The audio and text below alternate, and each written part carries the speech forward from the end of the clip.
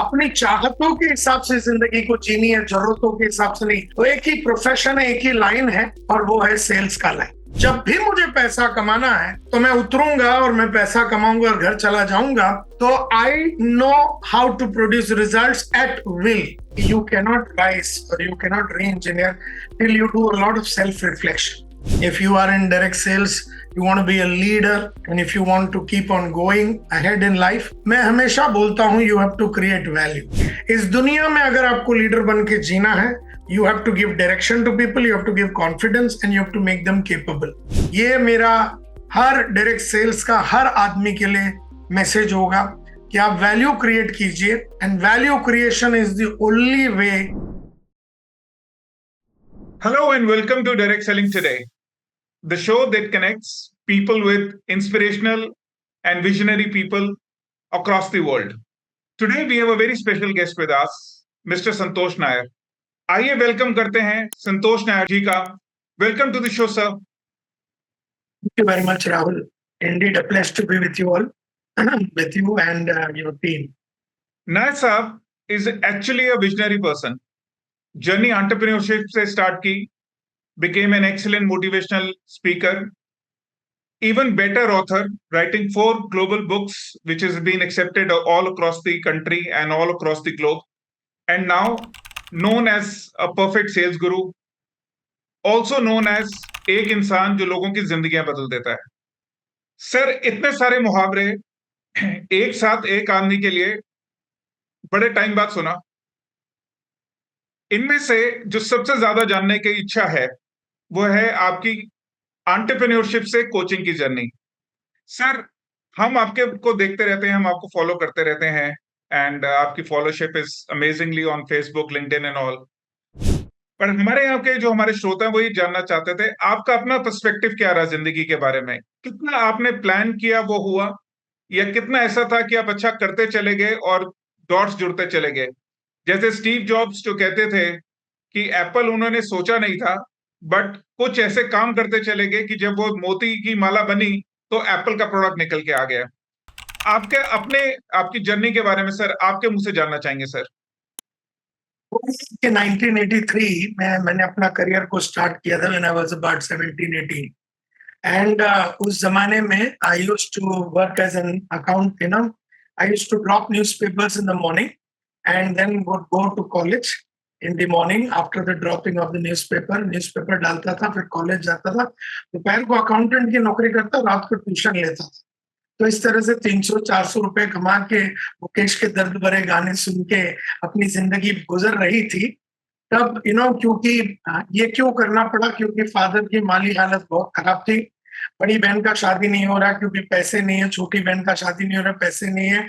Maharashtra housing board ने 18 महीने से भाड़ा नहीं भरा, इसके लिए नोटिस दिया था कि भैया खाली करो। अपना किराने वाला आके बैठ जाता था, दूध वाला आके बैठ जाता था, न्यूज़पेपर वाला आके बैठ जाता था, और फादर को पैसे मांगते रहते थे। ऐसे में ऐसा लगा कि ये तो जिंदगी जो मेरी चल रही है, और जो 300-400 रुपए कमा के मैं अपने फादर को दे रहा हूँ, इससे तो ना फादर की ना हमारी माली हालत सुधरने वाली है। तो कुछ तो ठोस करना पड़ेगा, लेकिन क्या करना है ये कुछ मालूम। एंड तब रात चलते चलते एक दिन स्वामीनाथन अय्यर, जो मेरे साथ स्कूल में पढ़ता था, उससे मुलाकात हुई मंदिर के बाहर। उसने पूछा करता क्या है, मैंने पूरी कहानी सुना दी, और उसने कहा हमारे गली में न्यूज़पेपर वाला है कुलकर्णी, वो पिछले 30-35 साल से न्यूज़पेपर डालता है, 35 साल के बाद वो एक स्कूटर पे आया है, और जो तू ट्यूशन लेता तुझे 100 रुपए मिलता, अगले साल तेरे को एक ट्यूशन के लिए 200 मिल जाएगा, फिर तू 3 ट्यूशन लेगा तो 300 मिलेंगे, 400 मिलेंगे, और अभी जो अकाउंटेंट का नौकरी कर रहा है इसमें तेरे को 400 रुपए पगार मिलते हैं, अगले साल वो 500 हो जाएगा, अगले साल वो 600 हो जाएगा। आज से 15 साल के बाद जब तू 35 का होगा तो 3-4 हजार रुपए तेरी पगार होगी। क्या जिंदगी जिएगा, क्या बीवी होगी, क्या बच्चे होंगे, तू जिंदगी में बड़ा आदमी बन नहीं सकता। ये था स्वामीनाथन अय्यर की डायलॉग। और हमने कहा यार डरा मत, ये बता कि करना क्या है।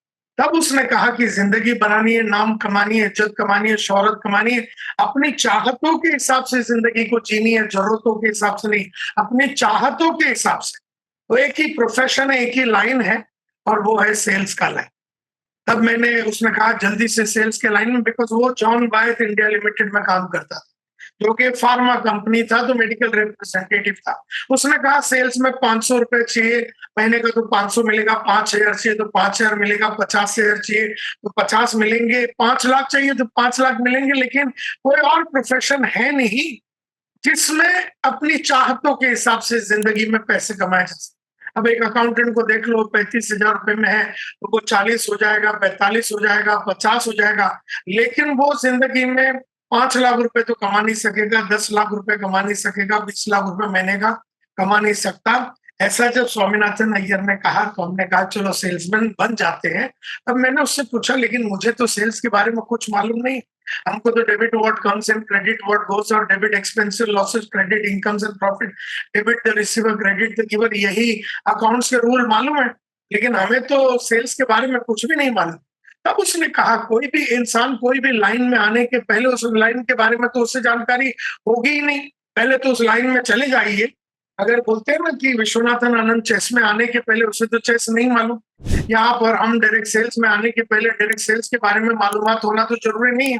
लेकिन एक बार अंदर जाने के बाद उसने एक डायलॉग मारी थी, मालूम नहीं उसने जानबूझ के मारा, अनजाने में मारा, गलती से मारा, ये मैं नहीं जानता, लेकिन उसने कहा कि सेल्स की मास्टरी कर। उसने कहा you must take sales as a profession. उन दिनों में जब 19 बरस की उम्र में तो ये बात समझ में नहीं आई कि you have to take sales as a profession, लेकिन जैसे ही मैंने ज्वाइन किया यूरेका फोर्ब्स, यूरेका फोर्ब्स 1985 में, तो मैंने कहा चलो I will join a direct sales company. तो एक बहुत बड़ा, तो बहुत जगह पे अप्लाई किया था हमने, अप्लाई किया, किसी ने हमको बुलाया तो नहीं। उस जमाने में नौकरियां इतनी इजीली अवेलेबल नहीं होती थी 1985 में। फिर एक दिन मैंने एक बहुत बड़ा ऐड देखा जिसमें कहा था कि अगर पैसे कमाने हैं और 6 महीने में बाइक चाहिए, and if you want to multiply your money the way you want to, then come and join Eureka Forbes, walk in interview. हमारे जेब में तो पैसे थे नहीं वॉक इन इंटरव्यू में जाने के लिए, एक दोस्त से हमने पैसा लिया। बड़ी लंबी कहानी है, बट वहां गया और वो 400 सेल्समैन में हमें रिजेक्ट कर दिया गया। मल्होत्रा साहब बोल के आदमी ने हमारा इंटरव्यू लिया था।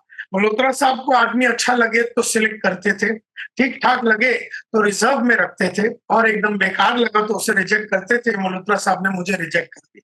इसका मतलब है उनके निगाहों में कि मैं वो 20 किलो का सूटकेस लेके घर घर में जाके वैक्यूम क्लीनर यूरेका फोर्ब्स के लिए नहीं बेच सकता, ऐसा उनका विश्वास था। और इस विश्वास में कोई डिस्प्यूट तो है नहीं, क्योंकि ऐसा उनको लगा तो ऐसा उनको लगा, अब इसमें तो कुछ कर नहीं सकते। लेकिन 5 दिन के ट्रेनिंग के बाद, 5 दिन के ट्रेनिंग के बाद इन 1985 ऑन 4th of October 1985 में मैंने ज्वाइन किया Eureka Forbes as a direct salesman, as a sales executive. और 5 दिन की हमारी ट्रेनिंग हुई, बहुत ही सुंदर 5-6 दिन की ट्रेनिंग हुई।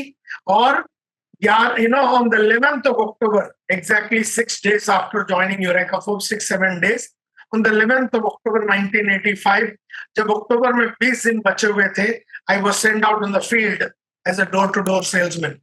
उस जमाने में 3,500 के सेल्समैन होते थे, 3,500 लोग सेल्समैन होते थे।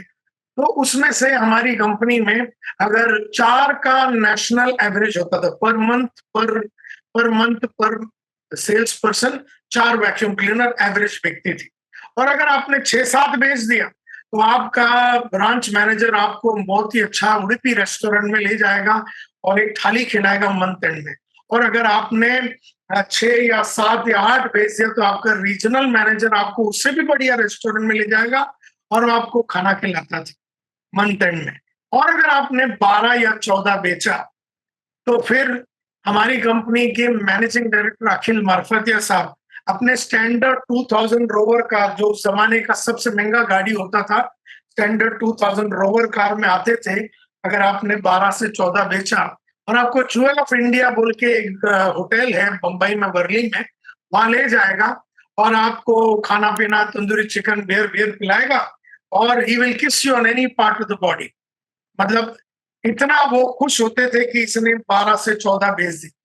Now there were about 20 days left in October 1985 and हमने भी, हमारे कलीग्स भी जो 14 लोग थे, हम लोग तो सोचते 2-4 महीने के बाद शायद एक आध वैक्यूम क्लीनर बिक जावे। लेकिन on 11th of October 1985 4 बजे हमें फील्ड में भेजा गया। हमने 6 बजे पहले एक प्रेजेंटेशन दिया जो वैक्यूम क्लीनर का, और एक आदमी ने कहा मैं तो 4 वैक्यूम क्लीनर लूंगा। तो मैंने कहा आप क्यों लेंगे? तो उसने कहा मेरी जो फैक्ट्री है वापी में, उसके उधर वो जो टेक्सटाइल का फ्लफ उड़ते रहता है, तेरा ये वैक्यूम क्लीनर साफ कर लेगा? मैं बोला हाँ सर। लेकिन उसने एक डायलॉग मारी, उसने कहा मैं तो 4 लूंगा और 2-2 घंटे में चलाऊंगा इस वैक्यूम क्लीनर को, यू नो। तब मैंने कहा सर ये आप 2 घंटे नहीं चला सकते, बिकॉज़ इसका मोटर जल जाए if you run it after this. तो झूठ बोल सकता था, लेकिन नहीं बताया, नहीं किया। और उस दिन से आज तक 40 साल हो गए उस बात को, मैंने कभी सेल्स करने के लिए झूठ नहीं बोला। सो आई सेड सर ये आप 15-20 मिनट्स कंटिन्यूअस, इससे ज्यादा आप चला नहीं सकते, इसका मोटर चल जाएगा। मैं आपको ऐसा करता हूँ, एक Z75 बोल के इंडस्ट्रियल वैक्यूम क्लीनर है, उस आदमी को आपके पास भेज देता हूँ, लेकिन आप कीमत खरीद। That was my first sales call. अगला सेल्स कॉल 6:30 बजे हुआ और हमने पहला वैक्यूम क्लीनर भेज दिया, और उस रात को 9:30 बजे एक और वैक्यूम क्लीनर बेचा।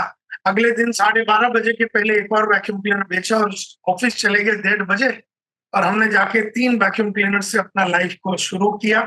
And in that month in 20 days I sold 26 vacuum cleaners, and I went on to become India's #1 salesman for Eureka Forbes, and the world's #2 salesman in the Electrolux group, because Electrolux had collaboration with Eureka Forbes. So Eureka Forbes had a collaboration of Bill Tata, and Electrolux had come together to form Eureka Forbes. So I became India's #1 salesman. सबको लगा fluke में है, हमें भी लगा fluke हुआ होगा, क्योंकि कभी-कभी महीने में आदमी बड़ा कुछ कर देता है और कमा भी लेता है। तो हमने सोचा कि 26 vacuum cleaner, I sold and it will be a fluke, ऐसा लगा। It was a fluke ऐसा, लेकिन फ्लूक नहीं था राहुल जी, क्योंकि अगले महीने में मैंने 32 बेचा, फिर उसके बाद 33 बेचा, देन 36 बेचा, देन 37 बेचा, then 39, then 41, then 43, but I never sold less than the previous month in the history of my life as a salesman. And I remained India's #1 salesman and the world's best known vacuum cleaner salesman in 80 countries, in direct sales country, because Electrolux had collaborations and operations in 80 countries. So went on to become #1 salesman all throughout my life. So after that मेरे को उन्होंने group leader बना दिया 4 लड़कों के साथ, और फिर आई वॉज इंडिया #1, तो उन्होंने मेरे को सेल्स सुपरवाइजर बना दिया। With 12 boys and 1 group leader, I was India #1 sales supervisor. फिर उन्होंने मुझे ब्रांच मैनेजर बनाया, हेड ऑफ लोकेशन बोलते हैं। I became India's #1 branch manager. First time 200 sales by a branch was done by our branch. The first time 300 sales was done by our Bombay to Andheri branch. The first time 400 sales was done by a branch. The first time 500 sales done by a branch was done by our branch. Those records have not been broken. I quit Eureka Forbes in 1994. It's 30 years, but कोई Michael लाल पैदा नहीं हुआ जो उस record को तोड़ सका। मतलब मेरा नेशनल पास टाइम था कि अपने रिकॉर्ड बनाना, फिर उसको तोड़ना। और उस जमाने में कोई 200 की बात भी नहीं करता था, जब हमने 200, 300, 400, 500 एज ए ब्रांच किया।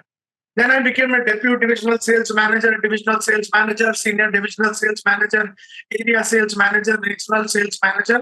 And then then after 8.5 years, I quit Eureka Forbes to join another direct sales company called Real Value, Ceasefire, Fire Extinguisher. तो हमारे उसमें डोर टू डोर सेल्स भी थे, डीलर डिस्ट्रीब्यूशन सेल्स भी थे, government sales भी था, कॉर्पोरेट सेल्स भी था। तो वो चारों डिवीजन का हेड मैं बना, और चारों डिवीजन के अलग अलग लोग थे। चारों अलग अलग स्टाइल होते हैं बेचने का। आप एक डीलर डिस्ट्रीब्यूटर को बेचो तो आपका स्टाइल अलग है, आप एक बड़े कॉर्पोरेट में जाके 50 लाख का फायर एक्सटिंग्विशर बेचोगे तो वो अलग गेम है, आप गवर्नमेंट में जाते हो तो गेम अलग है, और डोर टू डोर आप जाते हैं तो हस्बैंड वाइफ को मिलते हैं घरों में, तो वो बेचने का तरीका कंप्लीटली अलग है। Now, after that, after 8.5 years, I joined Real Value Fire Extinguisher, and I was the DGM, became General Manager. वो कंपनी का एक दूसरा डिवीजन था जिसने इस डिवीजन को लेके डुबा दिया। मतलब there was the vacuumizer division, and that vacuumizer division killed the whole company. So we also got dragged into that division, even though our division was the best and very, very profitable. 6 महीने तक पगार भी नहीं मिला, लेकिन फिर भी हमने कंपनी नहीं छोड़ा। अल्टीमेटली मेरे बॉस ने कहा कि यहाँ पर तो सारे छोड़ के चले गए, 6000 लोग छोड़ के चले गए, अब हम कुछ 100 जन ही बचे हैं, अब तू निकल जा, नहीं तो तेरे को तो ये 6 महीना तो नहीं मिला है पगार, आगे भी नहीं मिलेगा, so why wait, so you leave. तो मैं निकल गया, and that's when I joined a training company called Team Productivity in 1996. For 4 years, I was in a training company as Vice President Operation, then became Director Operations. So 15 years, I was in sales, in direct sales and marketing. And then in 2000, I started this company, which is a training company called Smart, SWMART, जो पिछले 25 साल से हम इसको चला रहे हैं. तो overall, if you see, it's 40 years of work. And in this 40 years, it's 15 years of working for somebody. नौकरी किया 15 साल और उसके बाद 25 साल से खुद का धंधा चला रहे हैं. And today we run a 50-member team as far as training is concerned. Now, if you ask me, what happened was, जैसे स्वामीनाथन की बात मेरे दिमाग में बैठ गई. उसने कहा, सेल्स एक जॉब नहीं है, it's a profession. If you take it as a job, हर आदमी के माफक तू नौकरी करेगा, you know, but it's a profession.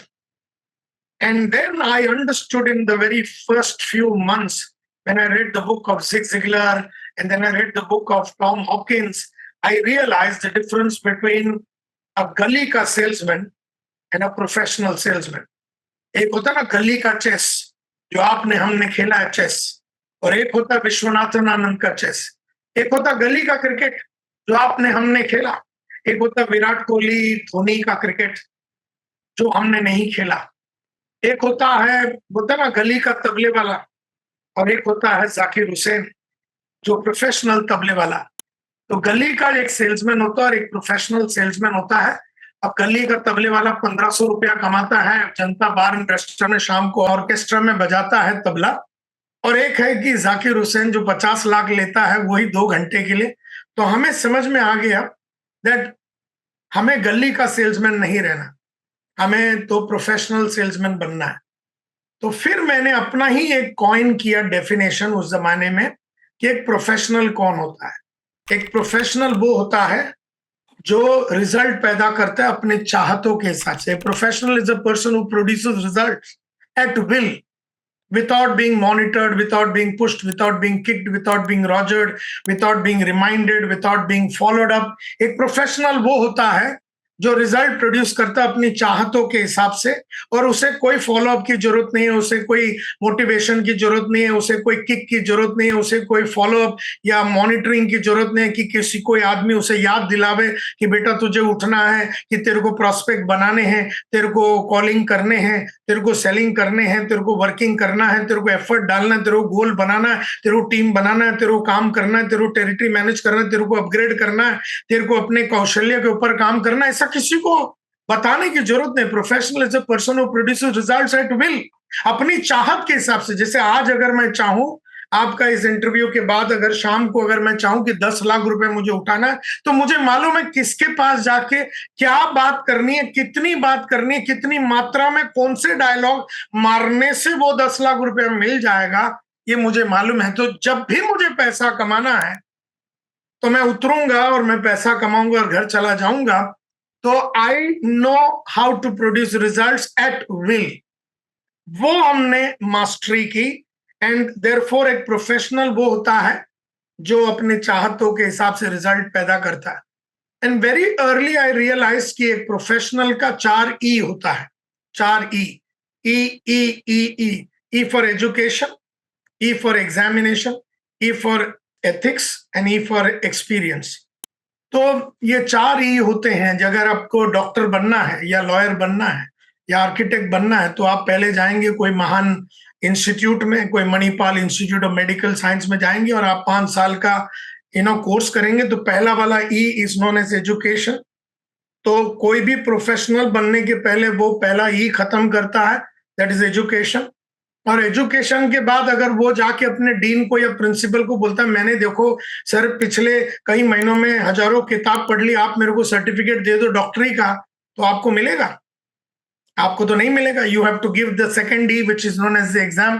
अब वो एग्जाम में उठ पटांग क्वेश्चन वो पूछेंगे आपको. He will ask a lot of, they will ask a lot of questions and you have to answer them in a satisfactory manner. फिर जाके आपको डॉक्टर संतोष नायर का खिताब मिलेगा और फिर उसको लेके आप कोई बड़े डॉक्टर के नीचे काम करेंगे, बड़े हॉस्पिटल में काम करेंगे, and you will take a lot of experience. और फिर एक दिन जब आपको लगता है कि आपका खुद का डिस्पेंसरी या खुद का हॉस्पिटल या पॉलीक्लिनिक चालू करना है, तो आप उसको चालू करेंगे। And that is how you will start and become a Dr. Santosh Nair, and you run your own business or whatever. And then the fourth E, which is known as ethics, का मतलब है ना झूठ बोलते हुए, ना मक्कारी करते हुए, ना चालबाजी करते हुए, ना हेरा फेरी करते हुए, ना किसी तरह का गलत काम करते हुए, ना झूठ बोलते हुए, अपने प्रोफेशन की मान सम्मान को रखते हुए, उसकी मर्यादा को पार ना करते हुए आप 4E को प्रैक्टिस करते हैं: education, examination, experience and ethics.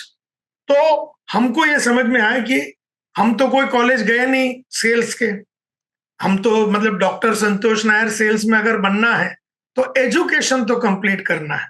So I read 465 books on sales. Zig Ziglar, Brian Tracy, Alfred Tack, George Tack, Kindler brothers, Jack Daly, जितने महान गुरु थे सबके किताबों को चाट चाट के पढ़ा, और पढ़ने के बाद अपने तजुर्बे को और उस किताब को रोज मैच करता था। उसको मैच करने के बाद I came up with my own formulas of selling, and which means I learned the best books of sales from Xerox Learning Corporation or Professional Selling Skills, and I underwent many courses. कम से कम मैंने 10 अलग अलग sales के programmes attend किए zig Ziggler साहब के, and I attended the programs of Aparesh Acharya called Motivational Selling Skills. I read all the possible books, 1250 audios videos मैंने देखे, और उससे फिर मैंने अपना एक फॉर्मूला निकाला, and I call it the SPANCO process.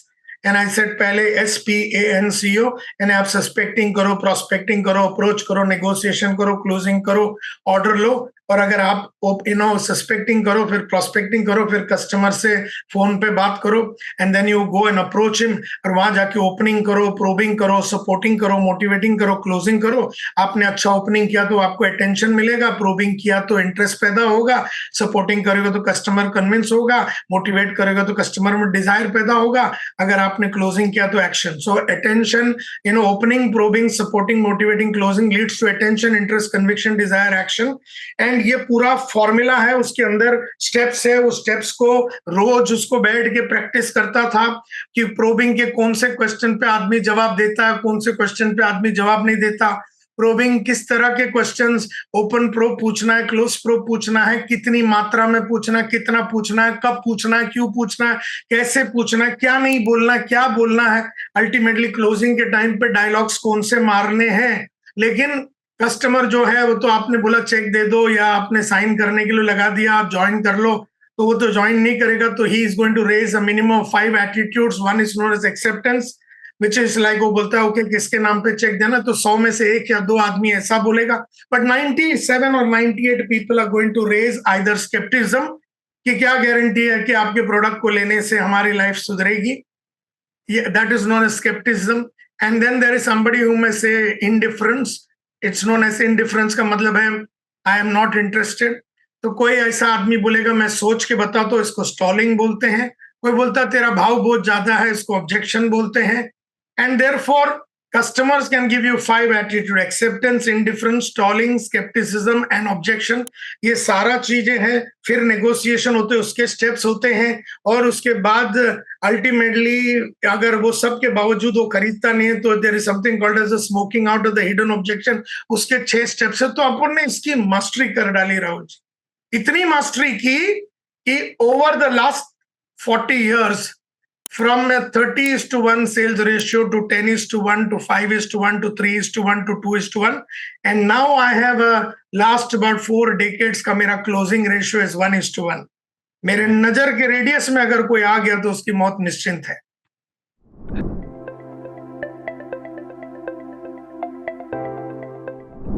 Sir एक क्वेश्चन था इसी डिस्कशन पे।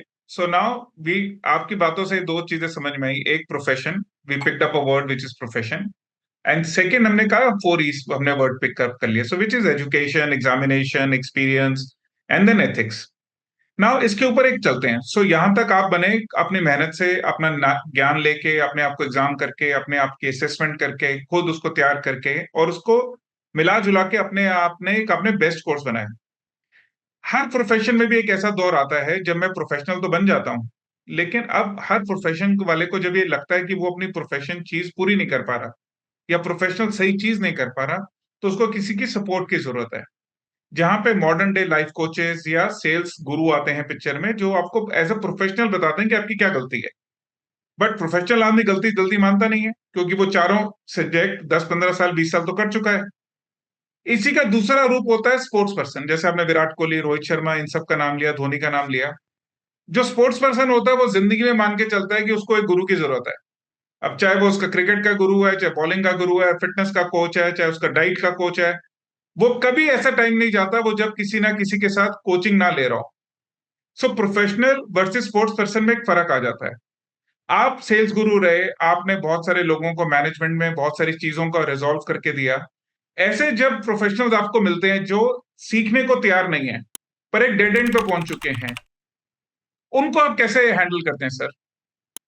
देखिए, उसको बताने के पहले मैं ट्रेनर कैसे बना, सो 15 इयर्स तो नौकरी किया। तो अगर आप देखेंगे, वो तो अपना ही टीम था, यूरेका फोर्ब्स का टीम होवे या रियल वैल्यू का टीम होवे। तो अपना जब टीम खुद का होता है तो वो ज्यादा आपकी बात सुनते हैं। और अगर आपके मतलब उनकी मजबूरी होती है आपकी बात सुनना, क्योंकि अगर आप उसके ब्रांच मैनेजर है तो आप उसको निकाल सकते हैं, आप उसकी पगार को कट कर सकते हैं। तो ये इस तरह से, तो through out my life everybody said that इसकी जो इम्पोर्टेंस है, जो प्रोफेशन की, एक प्रोफेशनल की कोच की इम्पोर्टेंस, मुझे मेरे पहले बॉस से समझ में आया। My first boss Anil Kumar Gupta ने जो 5 दिन की ट्रेनिंग दी, तब हमें समझ में आया ट्रेनिंग से इंसान बदलता है। Training, coaching, consulting and mentoring जो बहुत अच्छी तरीके से करते थे, इससे मुझे समझ में आया कि इंसान बदलता है, इंसान का ट्रांसफॉर्मेशन होता है, परिवर्तन होता है। या तो मतलब परिवर्तन यानी चेंज, और रूपांतरण यानी ट्रांसफॉर्मेशन, ये होता है।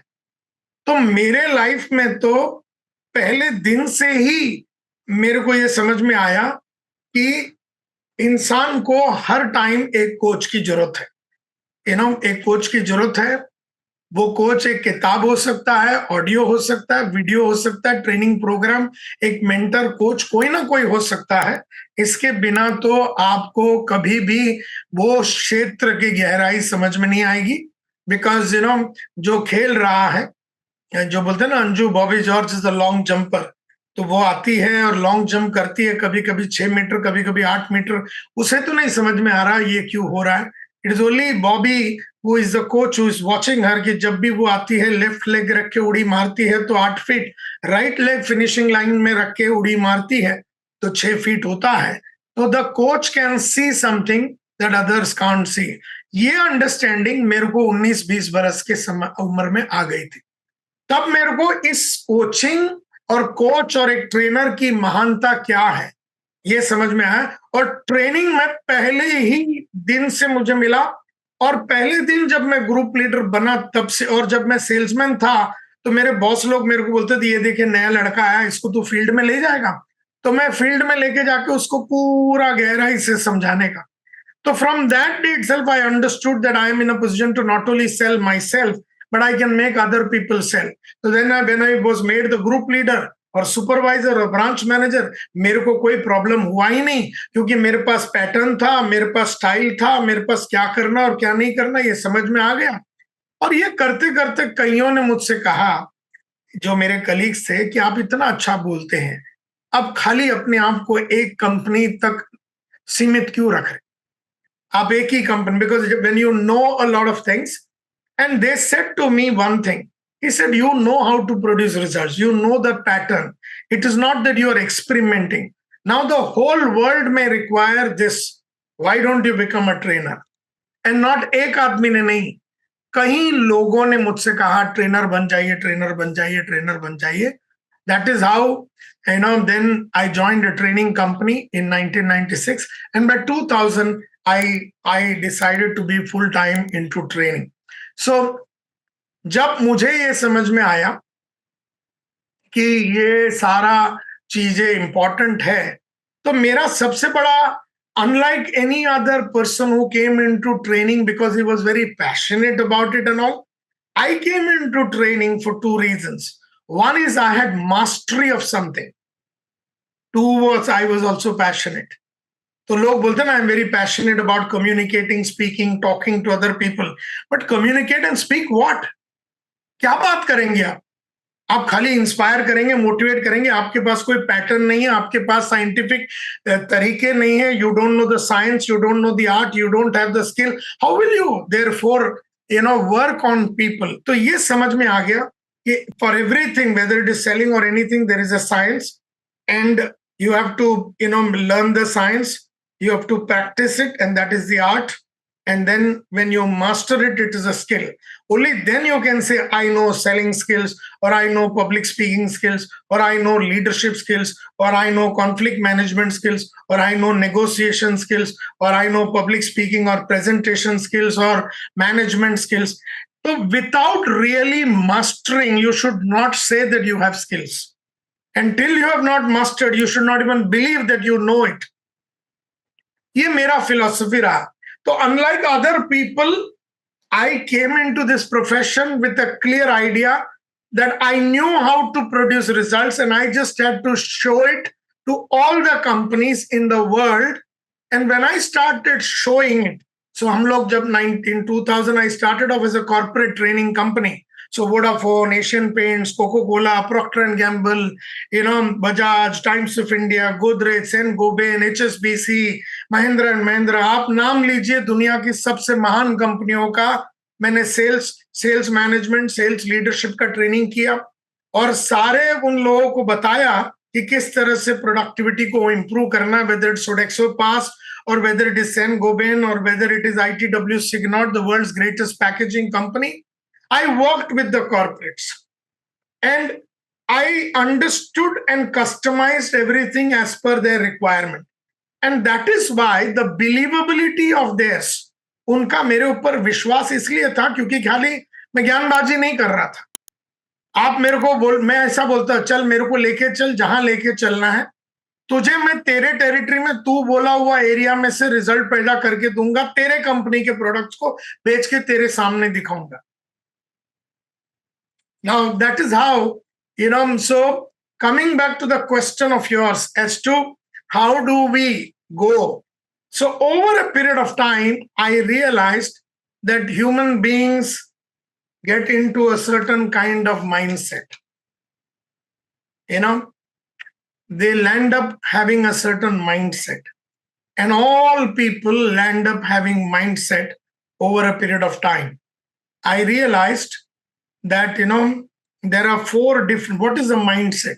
If somebody is asking me what is a mindset, I believe a mindset is nothing but a set of mere words, कुछ शब्द जो हम अपने आप से औरों से कहते हैं, and in every situation at all given times हम कुछ लोगों से बात करते हैं. So a mindset is a set of mere words that we use on ourselves, on others, when we are speaking. And even when we speak to ourselves, there is a language, there is a set of words. So that is how mindsets are formed. जैसे अगर आप Vodafone में जाएंगे, तो जब in 1997, in 2000, when I used to train Vodafone, when it was Max Touch or Hutch or whatever it was called, they said that अब market saturate हो चुका. Now see the language. अब मार्केट सैचुरेट हो चुका है. अब हमें नहीं लगता है कि हम बेच पाएंगे, हमें नहीं लगता है कि मोबाइल इंडस्ट्री ग्रो होगा. Now these are all language, these are all words that you're using to yourself. People, I also saw in insurance industry when I came, they said मार्च में खाली धंधा होता है, ईयर एंड में धंधा होता है. It's people buy insurance only for tax. Now this is the words.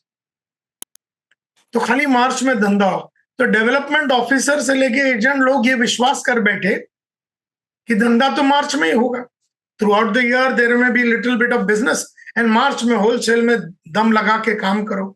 When I came into the industry, I became an inspirational speaker. So large number of people started attending my program, and I started hitting them under their belt. And I told them that you don't know many things, and I would demonstrate that what all you don't know. So every industry I went, in my conversation I would tell them, तुझे ये मालूम है, ये मालूम है, ये मालूम, लेकिन तुझे क्या ये मालूम है, ये मालूम है, ये मालूम, तुझे 5 बेचना मालूम है, तेरे को 25 बेचना मालूम, तुझे मार्च में बेचना मालूम है, तुझे पूरे साल में बेचना मालूम, तुझे छोटी पॉलिसी बेचना मालूम है, तुझे बड़ी पॉलिसी बेचना मालूम है. So I started talking a language, and then my audios and videos and other things started circulating.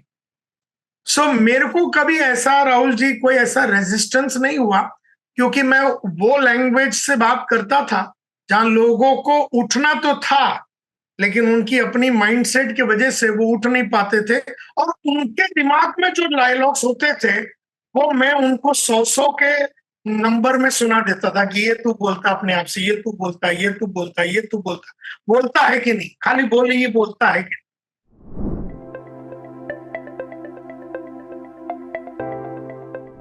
और इस पे एक क्वेश्चन आता है कि जनरली अभी आपने एक वर्ड यूज किया, इंस्पिरेशनल स्पीकर. सो एक मेरे को इंडस्ट्री का कमांड हुआ, उस इंडस्ट्री के कमांड के प्रोसेसेस की नॉलेज हुई, और फिर उसको मैंने लोगों पे रिसर्च करके डिलीवर करना शुरू किया, और उसको कम्युनिकेट करने के लिए मैंने इंस्पिरेशनल वर्ड, इंस्पिरेशनल स्टोरीज को अटैच करना शुरू किया, जो मेरी भी हो सकती है या किसी की भी हो सकती है. अब आपके पास कोई ऐसा बच्चे आते हैं, ऐसी ऑडियंस आती है जो ये कहती है कि सर हम अपनी स्टोरी कैसे लिखें, हम खुद इंस्पिरेशन कैसे बने, या खुद हम इंस्पायर कैसे करें, हम हीरो कैसे बने. ये वाली जो ऑडियंस है सर, उनके लिए आप क्या मैसेज देना चाहते देखिए, हीरो कौन होता है? Hero is an expert. महान जितने सेल्स के बंदे बने, और महान जितने भी क्रिकेटर हो गए, बैडमिंटन चैंपियन हो गए, एक्टर्स हो गए, या कोई भी हो गए, तो महान कैसे बने? तो मेरे ख्याल से दे अंडरस्टूड 4 स्टेप्स. इसको मैं बोलता हूं, ये इन्होंने अपने कॉन्फिडेंस को बिल्ड किया by going through the 4 steps. Number 1 step is known as understand the predictable essentials. Second, learn the effective steps. Third is practice it with persistence. Okay. And fourth is mastery of visible progress. अभी अगर पहले step को ले ले, तो अगर हम sales को ले लेते, आप ये बैडमिंटन ले लो, सेल्स ले लो, जो लेना है ले लो. Understand the predictable essentials. हर काम के प्रेडिक्टेबल एसेंशियल्स होते हैं. प्रेडिक्टेबल एसेंशियल यानी जो मिनिमम रिक्वायरमेंट होती है सेल प्रोड्यूस करने के लिए, कुछ कुछ चीजें करनी. एक बच्चा पैदा करना, तो उसके प्रेडिक्टेबल एसेंशियल, आप और हम बैठ के जब पूजा करते बैठेंगे तो बच्चा पैदा हो. बच्चा पैदा होने के लिए there are some predictable essentials. तो अंडरस्टैंड द प्रेडिक्टेबल एसेंशियल. अगर आपको टाइम पे पहुंचना है तो उसके प्रेडिक्टेबल एसेंशियल. अगर आपको 2 आदमी के बीच में झगड़ा कराना है तो उसकी प्रेडिक्टेबल एसेंशियल, तो वो खाली कर लो, आदमी के बीच में झगड़ा हो जाएगा. अगर आपको मतलब सेल करनी है तो there are some predictable essential. So if you want to inspire people, there are some predictable essential. किसी को हंसाना है, जोक मार के स्टैंड अप कॉमेडियन बनना है, तो उसकी प्रेडिक्टेबल एसेंशियल होती है. पहले बात तो ये समझ लो कि उसकी प्रेडिक्टेबल एसेंशियल है. हर काम की प्रेडिक्टेबल एसेंशियल है. एक बिल्डिंग बांधे और एक गिरे नहीं अर्थक्वेक में. अब बंबई में होर्डिंग गिर गया, ना गिरे उसके पीछे प्रेडिक्टेबल एसेंशियल होते हैं. ना गिरे मतलब अर्थक्वेक आ जावे, या बोलते ना सैंड स्टॉर्म आ जावे, कुछ भी होते, प्रेडिक्टेबल एसेंशियल. सो जितने महान लोग बने हैं, they have understood the predictable essentials. Number 1. Then they learn the effective steps. जैसे मुझे समझ में आया जब मैं सिक्स ज़िगलर की बुक या टॉम हॉपकिंस की बुक को पढ़ा कि सेल करने की कुछ प्रेडिक्टेबल एसेंशियल है, कुछ रूल्स है, रेगुलेशन है, कुछ फॉर्मूले है. ऐसा बैठना पड़ता है, ऐसा बोलना पड़ता है, ऐसा खड़ा रहना पड़ता है, ऐसा फॉर्म दिखाना पड़ता है, ऐसा उसको लेना पड़ता, ऐसा बोलना पड़ता, आवाज ऐसा उठाना पड़ता. Body language is 55% and 38% is tone and voice and 7% is what you say. ये समझ जब आई तो साला अपन ने अपने बॉडी लैंग्वेज को 55% टोटली, तो उसकी प्रेडिक्टेबल एसेंशियल्स है. Then you have to learn the effective steps. Effective से नहीं, उसकी जो स्टेप्स है वो आपको लर्न करनी पड़ेगी. सेल्स का स्टेप होगा या सेंचुरी मारने के प्रेडिक्टेबल एसेंशियल. सेंचुरी मारना है और 10 ओवर में सेंचुरी बनाना है. कल का ही अगर देख लेंगे तो 113 रन्स अगर बनाने हैं और अगर 10 ओवर में बनाने हैं तो उसके प्रेडिक्टेबल एसेंशियल्स है. उसके स्टेप्स को आपको स्टडी करना. Learn the effective steps, the steps of sale, the steps of badminton, the steps of everything steps. Third, practice it with persistence. उसको प्रैक्टिस करो, प्रैक्टिस करो, प्रैक्टिस करो, प्रैक्टिस करो, प्रैक्टिस करो, प्रैक्टिस करो, प्रैक्टिस करो और पैटर्न समझने की कोशिश करो कि क्या चलता है और क्या नहीं चलता. और तब तक प्रैक्टिस करो जब तक आप फोर्थ स्टेज में नहीं आते हैं, which is known as the mastery of visible progress. Mastery यानी अपनी चाहत के हिसाब से सेंचुरी बनाओ, अपनी चाहतों के हिसाब से बेचता. मतलब आज क्यों मैं बेच पा रहा हूं, भले वो 10 लाख का प्रोडक्ट हो या 1 करोड़ हो या 3 करोड़ का ट्रेनिंग प्रोजेक्ट जो मैंने अभी अभी बेचा. I know the predictable essential, I know the steps, I have practised it on hundreds of customers. मैंने उस स्टेप्स को हंड्रेड्स ऑफ कस्टमर्स के ऊपर वापरा, पैटर्न को समझा और अब मेरे को मालूम है कि ये डायलॉग चलती है, ये नहीं चलती, इसकी इतनी मात्रा में चलती है, इसकी इतनी मात्रा में नहीं चलती है, ये पहले बोलना होता है, ये अंत में बोलना होता है, ये बोलोगे तो चेक, मर जाओ तो नहीं मिलेगा, ये करोगे तो नहीं मिलेगा. तो वो जो है you practise it with persistence. So मेरे हिसाब से जितने लोग महान बने, और अगर कोई महान बनना चाहता है, हीरो, आपने बहुत अच्छा वर्ड यूज किया, हीरो बनना चाहता है, तो आपको ये 4 स्टेप्स तो प्रैक्टिस करनी पड़ेगी.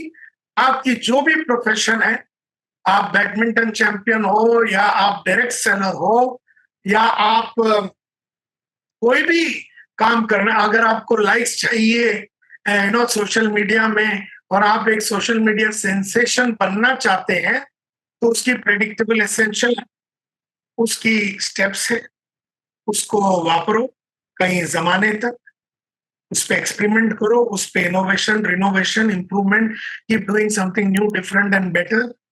एंड देन तुम्हें मालूम होना चाहिए, ऐसा पोस्ट डालने से लोग कपड़े निकाल के नाचेंगे. तो ये जो है, this is what I personally feel that all great people, but you can't be a hero in everything. You can't be a hero in social media plus sales plus marketing plus this plus that plus wo. I can't be a hero in badminton plus cricket plus motivational speaking and things like that. I can't. So you take up a particular profession, you decide that, learn the, जैसे हमने sales को ले लिया profession करके, तो पहले तो नौकरी करके लेना नहीं, उसको प्रोफेशन करके लेना, 4E करना है. 4E is nothing but these 4 steps. Okay. Santosh sir, एक इम्पोर्टेंट क्वेश्चन था, before we come to the end of the show. RRR आपकी जो ट्रेनिंग प्रोग्राम है, जितना उसका नाम अट्रैक्ट करता है उतना ही उसके प्रोमोज और उसकी वीडियोस अट्रैक्ट करते हैं. एक आम इंसान को समझाना हो कि RRR क्या है, तो क्या बताना चाहेंगे उसके बारे में? मेरा ये मानना है कि everybody wants to rise and everybody, if you have to rise you have to re-engineer your entire game. तो कहने का मतलब ये है कि यू कैन नॉट राइज और you can not re-engineer till you do a lot of self reflection. अगर आप रिफ्लेक्शन नहीं करते ऑन अ डेली बेसिस, तो you can not rise, re-engineer and roll. You have to reflect every day for at least 1 to 2 hours. Every day. Reflection is nothing but your own riyas, if I may call it that way. सुना है जाकिर हुसैन 3 से 5 घंटे का रियाज करता है. I do my riyas in my own, in my own way. Every night I write my books, which helps me to reflect and not do what I am not supposed to do and do what I am supposed to do. So बहुत सारे लोग reflect नहीं करते, यानी reflection before doing something, reflection while doing something and reflection after doing. मिसाल के तौर पे मैं हर दिन एक बुक लिखता हूं जिसका नाम है विक्ट्री। अब ये विक्ट्री बुक में मैं रोज लिखता हूं, every day I write. And क्या लिखता हूं? सबसे पहला, what key result did I produce today? आज मैंने क्या रिजल्ट प्रोड्यूस किया? Reason why it is a big result, कारण बताइए अपने आप को कि ये बड़ा रिजल्ट क्यों है। Next step towards this big result. अभी इस रिजल्ट को और भी मजबूत करने के लिए क्या करेंगे, उसके लिए क्या स्टेप लेंगे। दूसरे साइड में मैं लिखता हूं, what is the key result I intend to produce tomorrow? कल मैं क्या रिजल्ट प्रोड्यूस करना चाहता हूं? कल मैं जाके ये प्रोजेक्ट 20 लाख का बेचना चाहता हूँ फॉर एग्जाम्पल। तो इसमें लिखा है learning before doing, that means what preparation you have to do before going there. ये 2 कॉलम आज लिखूं। दूसरा 2-3 कॉलम है जिसमें लिखा है लर्निंग वाइल डूइंग। जब मैं वो प्रेजेंटेशन कर रहा था, मुझे समझ में आया कि मुझे 3 चीज लेके जानी चाहिए थी वहां, जो मैं ले नहीं गया। ये अलग बात है कि उसके बावजूद भी धंधा हुआ, लेकिन मैंने लिख दिया, साले गधे, तुझे ये 3 चीज लेके जाना चाहिए था। तो learning while doing, then learning after doing. हो जाने के बाद जब घर आ गया तो मुझे क्या समझ में आया? तो एक तो जाने के पहले आपकी preparation, learning before doing, learning while doing, learning after doing. And therefore what is the fundamental lesson, जो लास्ट कॉलम है, आपने फंडामेंटल लेसन आज क्या सीखा ये पूरी एक्टिविटी से। तो आपने पूरी रिफ्लेक्शन की। I also write something called as a, another book which is known as a victory book, another victory book, जहां पर I write down my gratitude. So it's known as a gratitude book. So I'm grateful to Rahul Sudhamji today. Why am I grateful? How will I express my gratitude and the action I will take? Then I write something which is known as the self-learning and development. इसमें मैं लिखता हूं, write down an incident that happened today. आज एक घटना क्या, उसमें अच्छा क्या हुआ, बुरा क्या, और अगर ये घटना वापस रिपीट हो तो आप क्या वही करेंगे जो आज आपने किया, कि आप कुछ और करें? तो हमने कहा नहीं, वही करेंगे। इसका मतलब है कि हमें विश्वास है कि हमने जो किया सही किया। या हमने अगर कहा नहीं ये तो नहीं करेंगे, अब हम ऐसा करेंगे, इसका मतलब है कि हमें विश्वास है कि जो आज हमने किया वो राइट नहीं था। तो उसके लिए क्या एक्शन लेंगे? I write this every day. Like this, I write about 7 to 8 books, and it takes about 1.5 hours every day. I write a book called the Core Values book. हमारी कंपनी की 6 core values है, demanding excellence, challenging the status को। तो मैंने अपनी company के 6 values को आज कैसे जिया वो मैं लिखता हूँ। देन एक बुक लिखता हूँ वाइवा एनालिसिस। आज एक इंसिडेंट हुआ, वो घटी क्यों ना। परसों के दिन मैं 26 तारीख को बैठा था, 25 तारीख को, तो एक आदमी के साथ पंगा, वो क्यों? एंड देन आई राइट वो क्यों, वो क्यों, तो वो क्यों, तो वो क्यों। And I right every day this. I write a Pareto book कि मैं अपना टाइम कहाँ पर डाल रहा हूँ और क्या नहीं कर रहा हूँ, कौन सी एक्टिविटी कर रहा हूँ जो बेकार है, कौन से लोग हैं जिन पे मैं बेकार पे टाइम वेस्ट कर रहा हूँ। I write a book called People Multiplier. It's known as, क्या मेरे लोग जिनके साथ मैं काम कर रहा हूँ, इनकी कैपेबिलिटी, कौन कौन आदमी है जिसमें कैपेबिलिटी और कमिटमेंट है, कौन कौन है जिसमें कैपेबिलिटी और कमिटमेंट नहीं है, कौन कौन है जिसमें कमिटमेंट है कैपेबिलिटी नहीं है, कौन कौन है जिसमें दोनों नहीं है। तो इस तरह से अगर मैं एक बुक लिखता हूं जिसका नाम है रेजोनेंस, कि अगर मेरा आपके साथ जो तालमेल टूट गया आज, तो मैं लिखूंगा आज राहुल जी के साथ तालमेल टूट गया, क्यों टूटा, why did the resonance break, and what action will I take to get back that resonance or तालमेल। and then अगर मुझे कोई तालमेल को बढ़ाना है, किसी के साथ शुरू करना है, वो भी लिखता हूँ। and I have a book which my coach Yatin सामंत साहब ने दिया है। उसने कहा कि 5 एरिया में तुझे सुधरनी है। अभी भी 60 का होने को आया है तू, लेकिन 5 एरियाज में तुझे सुधरनी है। he's given me 5 areas. So whenever I work on that 5 areas, I write that. So I write like this about 9 self-improvement, self-development book, of which 5 I write every day. But the rest of the 4 I write, once in 3 days, 4 days. So if you don't reflect, how will you rise? How will you re-engineer yourself? How will you therefore roar? तो rise, री engineer, roar, RRR multiplier अगर आपको बनना है तो आपको reflection तो करना ही पड़ेगा. Those who reflect are the people who are all the time successful. Now you can't be successful for 40 continuous years. Na? 40 years, and there are hundreds of people who come, whether वो network marketing में 4 साल successful, उसके बाद 4 साल गायब, फिर वो बीच में आता है. There are so many people whose graph has been like this.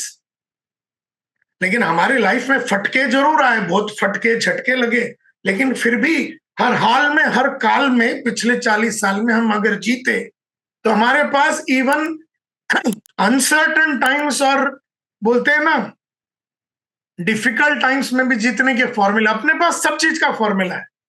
Santosh ji, फिर एक last question, direct selling today के सब्सक्राइबर्स और डायरेक्ट सेलर्स के लिए क्या फॉर्मूला देना चाहते हैं? फॉर्मूला तो एक ही है कि अपने बारे में मत सोचो. If you are in direct sales, you want to be a leader, and if you want to keep on going ahead in life, मैं हमेशा बोलता हूं you have to create value. हर इंटरेक्शन में, हर कॉन्वर्जेशन में you have to create value. And value can be created in 3 ways. 1, providing leadership, that is direction to people. 2, providing relationship, that is confidence to people. 3, providing creativity, that is capability to people. इसका मतलब ये है कि अगर आप मेरे को report करते हैं तो I can create value in 3 ways. 1 is providing leadership, that is direction. इन्हें डायरेक्शन क्यों देना है? क्योंकि समझो राहुल सुदान को डायरेक्शन क्यों देना है? क्योंकि वो अपने ही तकलीफों से जूझ रहा है, उसे बेचना नहीं आता, समझो, वो पैसा नहीं कमा रहा है, उसकी घर की हालत बहुत खराब है. So as a leader I am suppose to provide leadership, that is direction to people. That's how you create value. Direction of what to do, when to do, how to do, why to do. And when I give you, when I become a leader in your life, जब मैं आपके life में leader बन के direction देता हूं, I have created value. The second is providing relationship, that is confidence. जब भी आप मेरे पास आएंगे, एक रिश्ता का मतलब क्या है? रिश्ता का मतलब ये नहीं कि मैंने आपको बर्थडे पे कार्ड भेज दिया और आपको व्हाट्सएप मैसेज भेज दिया.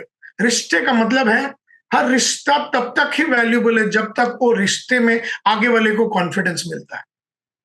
तो अगर मैं आपका अपलाइन हूं और आप मेरे डाउनलाइन हैं, तो आप जब भी मेरे पास आते हैं, आपका कॉन्फिडेंस लेवल अगले लेवल पे जाना चाहिए. तब जाके मेरा और आपका रिश्ते का कोई मीनिंग है. That is value creation number 2. And value creation number 3 means providing creativity, that means providing capability, यानी कि मैं आपको काबिल बनाऊं. इस दुनिया में अगर आपको लीडर बन के जीना है तो you have to give direction to people, you have to give confidence, and you have to make them capable. तो आप जब लोगों को डायरेक्शन देते हैं आगे बढ़ने का, और आपका डायरेक्शन खाली मोटिवेशनल टॉक नहीं, साइंटिफिक स्टेप्स है. अगर वो आगे वाले ने किया तो उसको 100% सक्सेस मिलेगा, 100% मिलेगा. वैसा वाला डायरेक्शन, खाली फालतू डायलॉग नहीं मारना. वैसा डायरेक्शन अगर आप देते हैं तो आप लीडर है, which means you have created value. And वैसा रिलेशनशिप देने के आपको कॉन्फिडेंस मिला हमारे से, और आप काबिल बने हमारे वजह से. और अगर हर इंसान हर कॉन्वर्जेशन में वैल्यू क्रिएट करता है, हर इंसान जिंदगी में दूसरे इंसान के सामने लीडर बन के डायरेक्शन देता है, रिश्ता ऐसा कि कॉन्फिडेंस देता है, और क्रिएटिविटी ऐसा कि आगे वाले को कैपेबल बनाता है. ये मेरा हर डायरेक्ट सेल्स का हर आदमी के लिए मैसेज होगा कि आप वैल्यू क्रिएट कीजिए.